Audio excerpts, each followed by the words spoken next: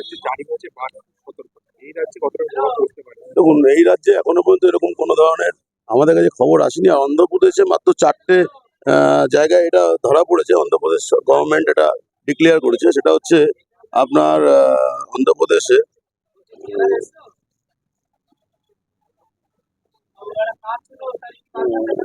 বাদামপুরি বলে একটা জায়গা আছে ইলোরু ডিস্ট্রিক্টে, আর ভেলপুরু অ্যান্ড কান্নুরু ওয়েস্ট গোদাবরী, এবং আরেকটা আছে গামপালা গোদেম বলে একটা, মানে এনটিআর ডিস্ট্রিক্টে হয়েছে। এই 4টে জায়গায় মূলত ওরা বার্ড ফ্লুর একটা আশঙ্কা করেছে।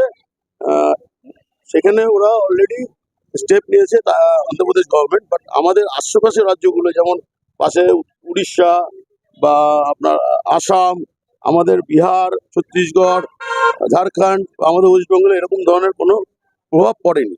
আর দ্বিতীয়ত হচ্ছে এই সময়টায় একটা ওয়েদার যখন চেঞ্জ হয়, পাখি যেমন আমাদের শরীর খারাপ হয়, পাখিরও শরীর খারাপ হয়। কেন, ওদের যখন ওয়েদার চেঞ্জ হয় তখন একটা সমস্যা আসে। সেগুলো যেখানে এই প্রভাবটা বেশি পড়ে ওয়েদার চেঞ্জেসে, সেখানে এই প্রবলেমগুলো হয়। এগুলোকে বার্ড ফ্লু বলে আখ্যা দেওয়া হয়। বাট আমাদের রাজ্যে এরকম প্রভাব পড়েনি। আমরা এটা আশেপাশে যে রাজ্যগুলো আগে আসে, উড়িষ্যা থেকে আসে বা বিহার বা ঝাড়খণ্ড থেকে এই খবরগুলো আসে। আমাদের রাজ্যে আশেপাশে যে রাজ্যগুলো আছে সেখান থেকে এই ধরনের খবর আসে। কেন্দ্রীয় স্বাস্থ্য দপ্তর বলছে ডিম ফুটিয়ে খেতে, গরম জলে ফুটিয়ে খেতে, বা মাংসের ক্ষেত্রে সেটা বেশ ভালো করে রান্না করে খেতে। দেখুন, সবসময় আমরা বলি যে কোনো ফল বলুন, সবজি বলুন, মাংস বলুন, ডিম বলুন, ফুটিয়ে কেন খেতে বলে? কোনো জাম যদি থাকে 65°C উপরে, আমাদের এখানে যে জাম তৈরি হয় সে জাম মারা যায়। ফলে যদি আমরা সিদ্ধ করে বা বয়েল করে খাই, যদি কোনো জাম ওর মধ্যে থেকে থাকে সেটা মারা যায়।